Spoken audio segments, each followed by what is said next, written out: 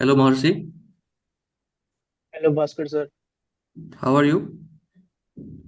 I'm fine, sir. Thank you. Okay, let's start the interview. Okay, Maharshi, introduce yourself. Hello, Bhaskar sir. Hello, respected panel members. I am Mahorshi Rai Chaudhary from North 24 Parganas, West Bengal. I completed my graduation in BSc Mathematics Honors in the year 2021. And from the recruitment cycle of 2023-24, I started giving the recruitment of bank exams. And here I am in front of you guys today, you people today. Okay. How many members are there in your family? Sir, we are a family of three members. I, my mother, and my father. Your father is in service right now. No, sir, he used to do like he was self-employed, but in the year 2022, he met with an injury and now he's unemployed. Okay. So you have been preparing for banking exams for your career. Yes, sir. Okay. Tell me something about your hobbies, Maharshi. Sir, I do like to play chess sometimes, and I do like to watch mixed martial arts and listen to music. Okay. Tell me about your strengths and weaknesses. Sir, my strength is like I do like to solve problem a lot, and I love to face new challenges. May the challenges be conventional or the unconventional. So those are the things I like doing most. And my weakness is I do sometimes stick to the challenges more the time that requires to solve the problem. So my stickiness, that is my weakness, I guess. Okay. So how will your strengths and weaknesses help you in your career if you go forward to become a banker? So banking, financial service, and insurance, these sector are burgeoning sector. So every day something new will come, like technological upgradation, central bank digital currency, etc. These are coming, and so the new challenges that will occur, I think those challenges will motivate me to work more and to know more about this sector and help me to become a good banker. So Maharshi, what do you do to remain motivated and calm when you face challenges in your life? Sir, I do like to watch the movies from Christopher Nolan, sir, and especially the Batman trilogy. That helps me a lot to keep motivated, Okay. myself motivated, sir. So why did you choose banking as a career option after graduation? Sir, the challenges, the career growth path, the learning opportunities, these things are the utmost priority for me. And I think banking would give me those chances. So that's why I chose banking as my career. I am willing to choose. I haven't got into the sector as of now. I am willing to choose. Okay. Over to other members.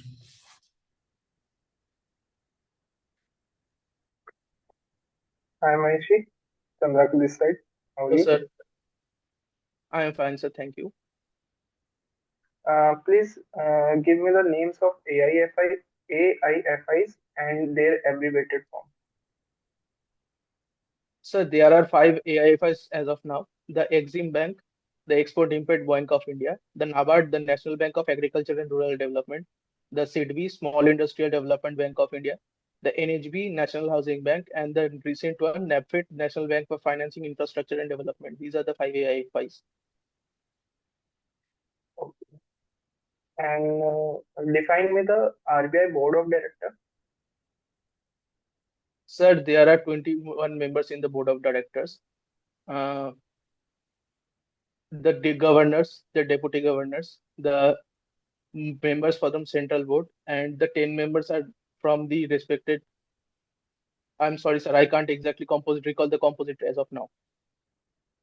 Okay. Exact composition. The current governor, who is the current governor of RBI? Sir, he is Sri Sanjay Malhotra. Okay.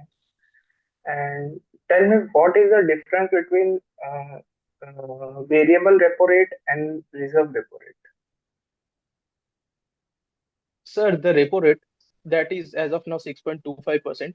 It is the fixed thing that is given by RBI from time to time. But the variable and the banks, the scheduled commercial banks, They I do didn't ask col Maheshi, I didn't ask you repo rate. I'm asking you variable repo rate and reserve repo rate. okay, okay, variable repo rate.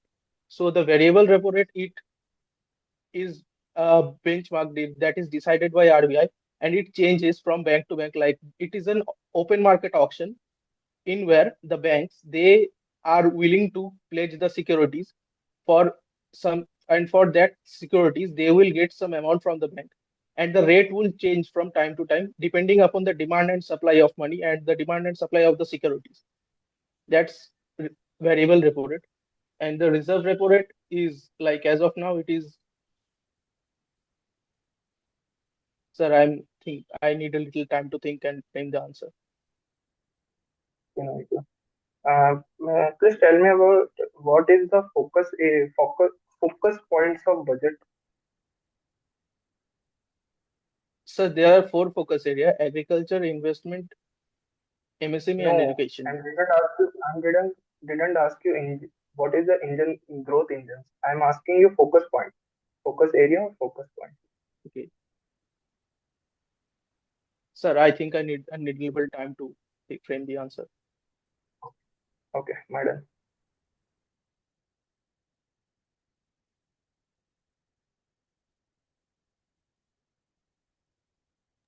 वैभव आप पूछ रहे थे ना पहले. Okay. So Maharishi, am I audible? Hello, sir. Yes, sir, Okay. you are audible. So tell me about your graduation. Sir, I pursued my graduation in BSc Mathematics honors. Okay. So have you done post graduation? No, sir, I haven't. Okay. So Maharishi, tell me one thing. What's जब आपने form भरा होगा तो आपका bank preference क्या था?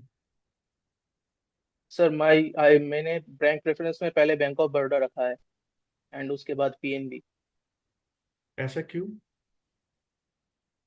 Sir मैं जब प्रिपरेशन कर रहा था तब मैंने मतलब ऐसे ही बैंक्स के टैगलाइंस पढ़ रहा था, तो तब मैंने देखा था बैंक ऑफ बड़ौदा का इंडियाज इंटरनेशनल बैंक। तो फिर उसके बाद मैंने थोड़ा उसका हिस्ट्री जानने की कोशिश किया। फिर मैंने पढ़ा कि वो 1908 में फॉर्म हुआ था, मतलब रिच हिस्ट्री था उसका। वडोदरा के जो महाराज थे, महाराज सयाजीराव गायकवाड़ द थर्ड, उन्होंने इस बैंक को की प्रतिष्ठा की थी। तो यही सब पढ़ के मुझे थोड़ा इंटरेस्टिंग लगा, फैसिनेटिंग लगा चीजें, तो इसलिए मैंने बैंक ऑफ बड़ौदा को फर्स्ट प्रायोरिटी बनाया। तो सर ये जो आप ये बता रहे हो कि फैसिनेटिंग लगा, ये तो हर बैंक में है।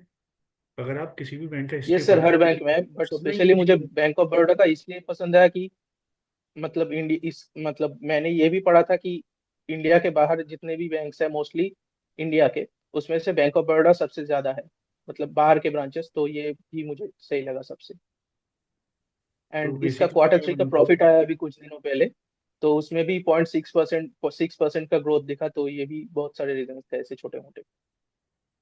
बट आपने आपकी स्ट्रेंथ में बताया कि आपको चैलेंजिंग सिचुएशन फेस करना पसंद है, आपको चैलेंजेस पसंद है. तो आपको नहीं लगता कि आपको कोई ऐसा बैंक चूज करना चाहिए था जो अभी ज़्यादा ग्रो नहीं कर पा रहा हो, वहाँ पे आप ज़्यादा अच्छा कंट्रीब्यूट कर पाते? हाँ सर, मैं कर पाता, लेकिन मुझे ये लगा कि जहाँ पे मैं ऑलरेडी ये जो जब चूज कर चुका हूँ, तब मुझे नहीं पता था कि मुझे अब मेरा फर्स्ट प्रेफरेंस वाला ही मिलेगा। मेरे को तो जो प्रेफरेंस जो मुझे अलॉट होगा वो मेरा रैंक क्या आएगा, मेरे स्कोर क्या रहेगा, उस पर डिपेंड करता है। तो मेरे फर्स्ट प्रायोरिटी पे मेरे सिलेक्शन का कोई निर्भर नहीं करता है।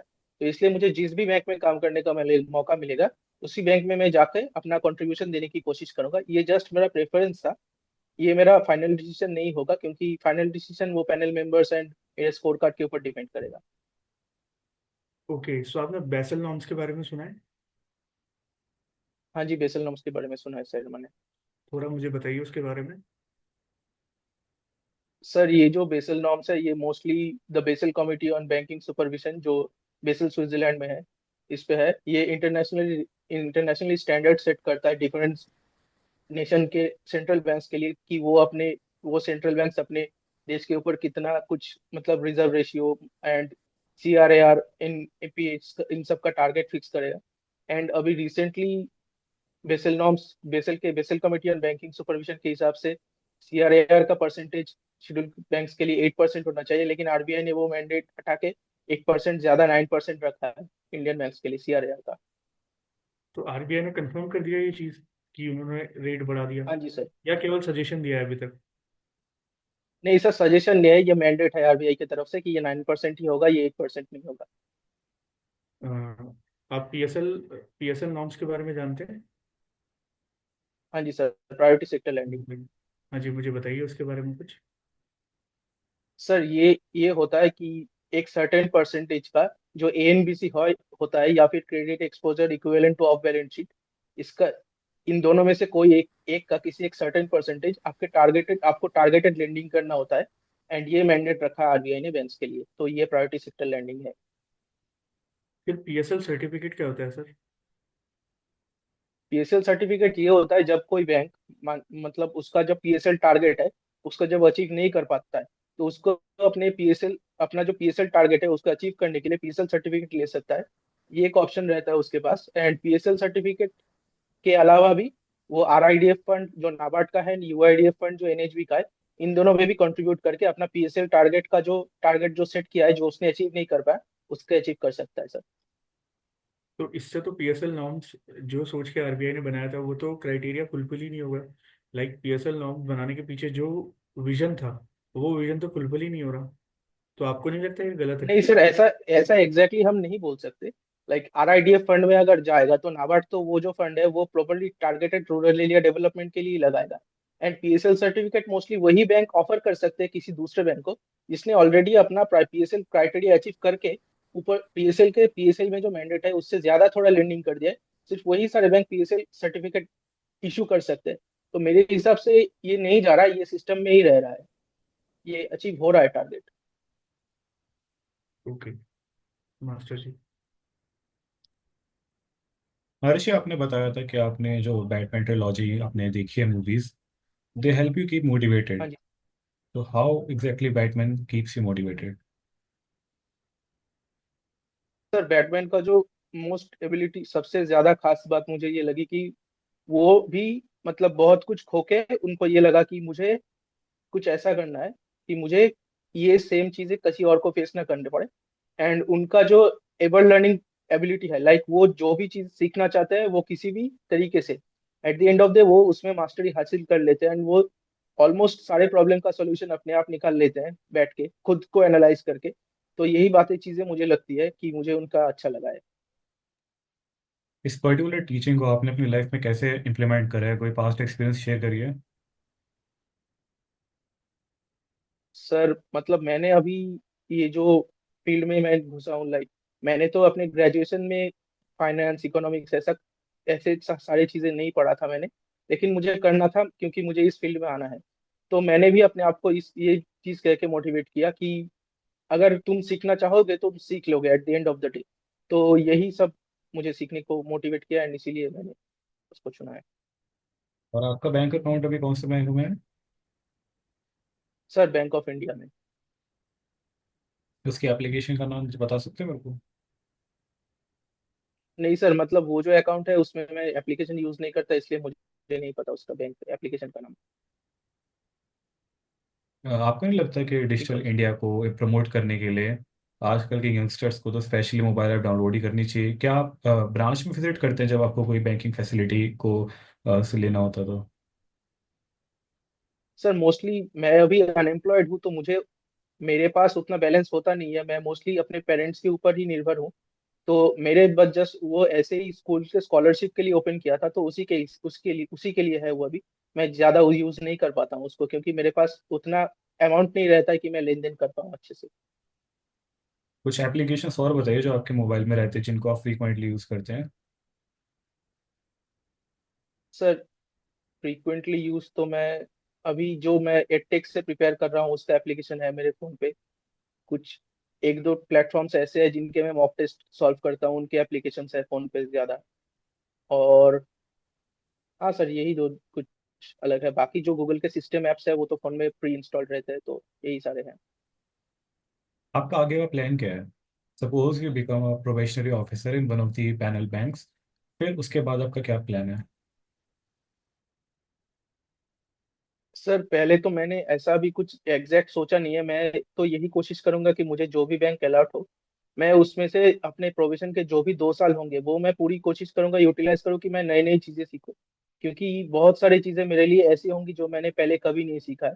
तो मैं तो यही कोशिश करूंगा कि जो भी सीखने का मौका मिले मुझे, मैं उसको पूरी तरीके अच्छे से यूटिलाइज करूं, और उसको यूटिलाइज करके जो भी मुझे काम दिया जाएगा अपने बैंक के ब्रांच में करने के लिए, मैं उसको बहुत अच्छे से करूं, और यही मेरा अभी का टारगेट है। आपको क्या लगता है कि इंडिया में बैंकिंग की क्या ज़रूरत है, क्यों ज़रूरत पड़ी कि बैंक को बनाना पड़ा? सर, निटिग्रिटी तो मतलब इन अ नटशेल तो मैं यही कहना चाहूंगा कि इंडिया के अंदर जो का सेविंग्स का जो अभ्यास है, वो मोस्टली ऐसा होता था कि लोग अपने पास ही पैसे रखते थे, जो कि किसी किसी तरीके, जो कि एक हद तक सही भी था एंड एक हद तक सही नहीं भी। सही था इसलिए इन द सेंस कि वो लोग जब को अपनी जरूरत पड़े वो ले सकते थे, एंड सही ना इन द सेंस ये था कि वो जो पैसा था वो एक जगह पे रुका हुआ था, वो पैसा सर्कुलेट नहीं हो रहा था इकोनॉमी में। तो ये वो अपने कंट्री के इकोनॉमी का जो पोटेंशियल था उसको डाउनग्रेड कर रहा था।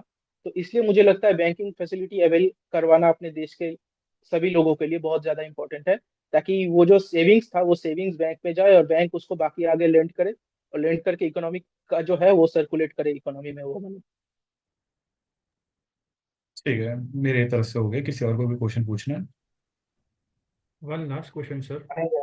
आपने बोला हाँ, कि बैंकिंग का यूज़ ये है कि मनी सर्कुलेशन का इश्यू होता है, बट एक बात मुझे बताइए, जब बैंक नहीं थे, लोग कुछ परचेज करते थे, तो क्या मनी सर्कुलेट उससे नहीं होता था? हाँ जी सर, सर्कुलेट होता था, बट वो पर्सन टू पर्सन जस्ट एक इंसान से दूसरे इंसान तक, मतलब वन वे या टू वे था। ये मल्टीफेसेट कम्युनिकेशन नहीं था मनी सर्कुलेशन का मल्टीफेसेट नहीं था तब, अब मल्टीफेसेट है इसके बैंकिंग के आने से। तो अब भी तो लोग क्या करने लगे ना, पहले लोग अपने एफडी आरडीज बनवाते थे, तो बैंक के पास थोड़ा पैसा आता था तो बैंक क्या करता था, वो सरप्लस पैसे को डिस्ट्रीब्यूट कर देता था। बट आजकल हम देख रहे हैं कि लोग एसआईपी में ज़्यादा बिलीव करने लगे, एसआईपी का सिस्टम चला है, कोई म्यूचुअल फंड में लगाता है, कोई शेयर मार्केट में लगाता है। तो क्या आपको नहीं लगता इससे मनी फ्लो जो है इकोनॉमी में वो कम हो रहा है? Sir, eight the end of the day वो जो एसआईपी में भी जो इन्वेस्ट कर रहा है वो भी आगे चल के किसी न किसी तरीके से इकोनॉमी में भी वापस आ रहा है। हाँ, अभी रिसेंटली बैंक्स के पास डिपॉजिट क्रंच था, और इसके लिए ही आरबीआई ने 60,000 करोड़ का लिक्विडिटी इंजेक्ट किया है अभी कुछ दिन पहले मार्केट में। एंड मनी चाहे किसी भी सोर्स से आए, वो भी एक सोर्स ही है जिससे मनी इकोनॉमी में आ रहा है। वो जस्ट किसी और सोर्स से आ रहा है, ये मनी मार्केट के सोर्स से डायरेक्ट जा रहा था। तो eight the end of the day money वो इकोनॉमी में ही घुस रहा है, कहीं और नहीं जा रहा है वो तो। आई डोंट थिंक ये एक प्रॉब्लमेटिक सिचुएशन होना चाहिए। हालांकि बैंक के पास अभी डिपॉजिट टर्न चल रहा है। I think bank and RBI इन सब पे मिलकर काम करके कुछ ना कुछ दूसरा ऑल्टरनेटिव निकालेंगे। Okay, good. hey, Maishi, I have one question. Okay sir. Have you ever heard about Dabba savings account? Sorry sir. Have you ever heard about Dabba savings account? I think I can guess about this thing a little bit, but मुझे exactly नहीं पता है sir इसके बारे में। Okay, no issue. Okay, all done. Bhaskar, do you have any questions? Marshy, when you were talking about the Basel norms, आपने बताया कि जो बेसल कमेटी की जो गाइडलाइंस है उसके हिसाब से हमें 8% जो है बफर रखना होता है, और आरबीआई वांट्स कि हम 9% रखें, am I right? Yes sir. क्या आप ये जो सीआरएआर को। C R A R should be 8%, yes. According to bank of for international settlements, BIS, right? Yes sir. Yes sir. क्या आपको काउंटर साइक्लिकल बफर के बारे में कोई आइडिया है? सर, ये बफर ये होता है, लाइक बैंक के पास जब सरप्लस प्रॉफिट रहता है, तो सरप्लस प्रॉफिट का एक सर्टेन परसेंटेज बैंक अपने पास वो बुरे जो हालात कभी फेस हो सकते हैं, लाइक पिछले साल हुआ, लाइक क्रेडिट स्विस क्रैश कर गया यूरोप में, एंड यूएस में बैंक रन सिचुएशन हो गया सिलिकॉन वैली बैंक के साथ। उस टाइप का सिचुएशन फेस ना करना पड़े एडवर्स सिनेरियो के लिए, बैंक अपने पास ही एक सर्टन बफर मेंटेन करके रखते हैं। अभी आई थिंक वो परसेंटेज 2.5 है इंडिया के लिए, लाइक इंडियन बैंक अभी वो मेंटेन कर रहा है 2.5% का सीसीवाई।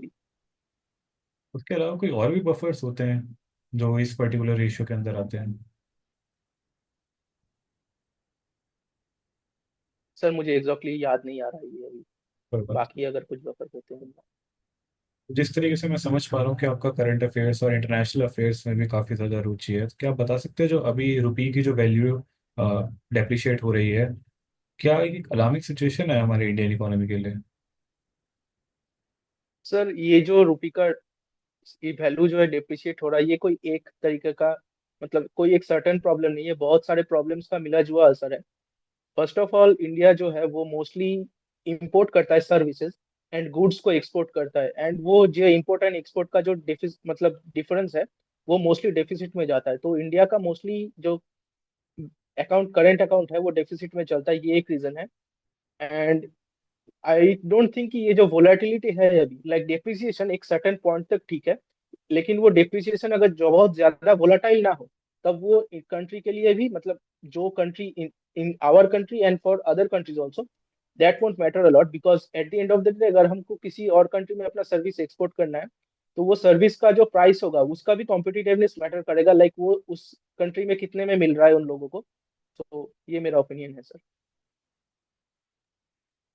ठीक है marshy, it's all done from my side, what about you guys? महर्षि, हाँ आपने जी अभी सर। बोला कि इंडिया जो है सर्विसेज को ज्यादा इंपोर्ट करता है। नहीं सर आर यू मैंने बोला श्योर कि अबाउट इट? एक्सपोर्ट ज्यादा नहीं सर मैंने बोला सर्विस ज्यादा एक्सपोर्ट करता है एंड गुड्स ज्यादा इंपोर्ट करता है। ये आपने आपने उल्टा एक्चुअली बोला। उल्टा बोल दिया था, आपने हाँ उल्टा बोल पहले। दिया था इंटरव्यू ओके में। Sorry my bad. ठीक, sorry my it's bad. All in all मुझे बढ़िया लगा आपका इंटरव्यू, बाकी एक एक करके सबसे फीडबैक लेते हैं। भास्कर भास्कर। भैया। अच्छा था इंटरव्यू, मुझे तो बहुत अच्छे से अच्छा लगा।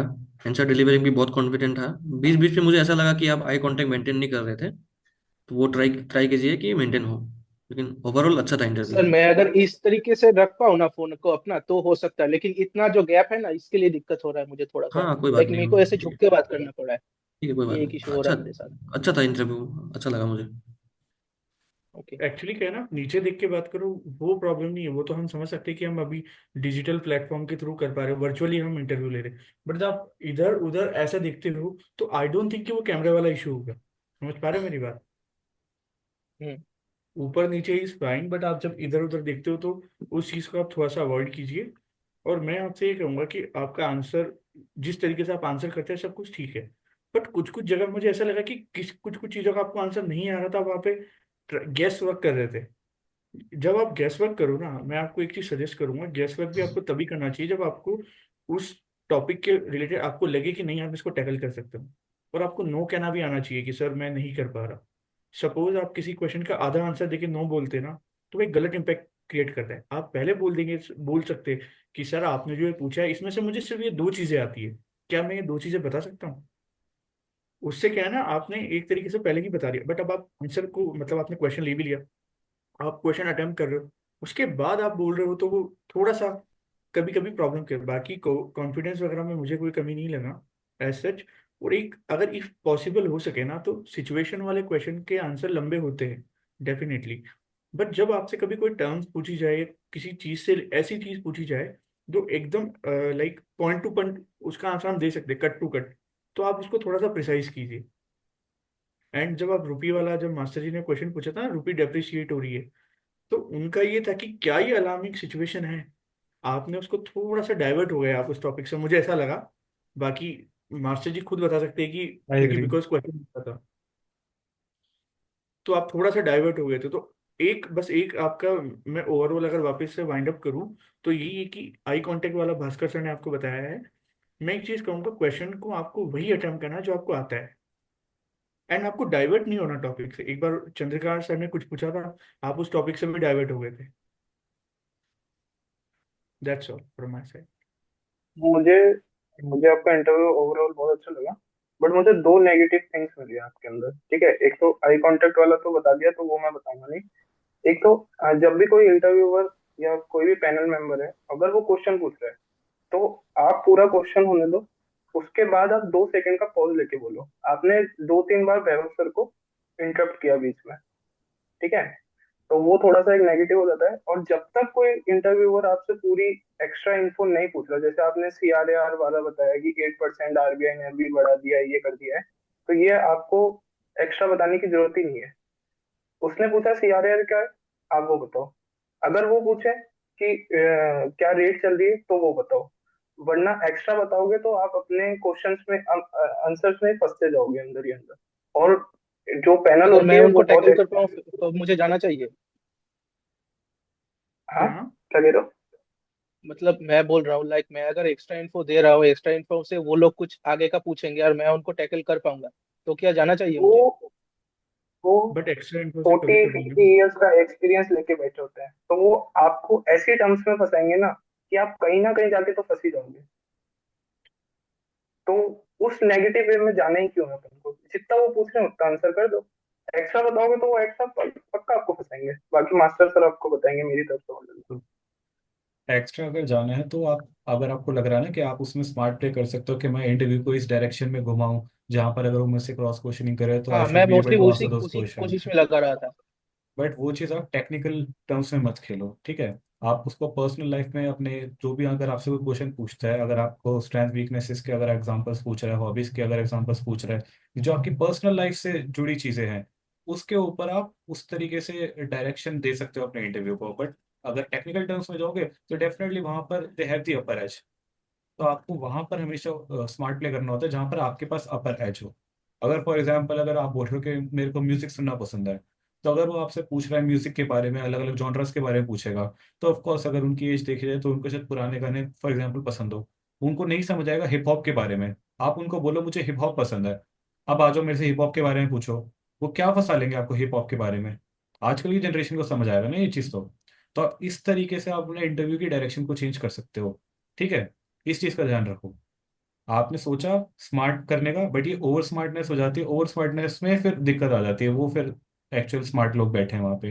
अपार्ट फ्रॉम दैट तो भाई वही चीज़ है। अगर मेरे को वैसे हो सकता है मेरा बीच बीच में थोड़ा ध्यान इधर उधर था, तो टेक्निकल अगर कोई एरर हो तो शायद मैं स्पॉट ना कर पाया हूँ। Apart from that confidence wise ठीक है, लेकिन अगर बीच में कोई टेक्निकल एरर हो तो आई एम सॉरी, मैंने मिस कर दिया होगा। अपार्ट फ्रॉम दैट तो मेरी तरफ से भी ठीक है, प्रैक्टिस दो और भी तीन ज़्यादा जगह एरर करने की थोड़े ज़रूरत है से ही। दो हाँ तीन जी। जगह थोड़े से एरर तो मैंने क्लियर कर दिया था। जैसे आपने बोला ना कि आरबीआई ने उसको 9% कर दिया। पहली चीज तो जो चंद्रकांत ने बताया वो एक्स्ट्रा इनको आपने दे दी।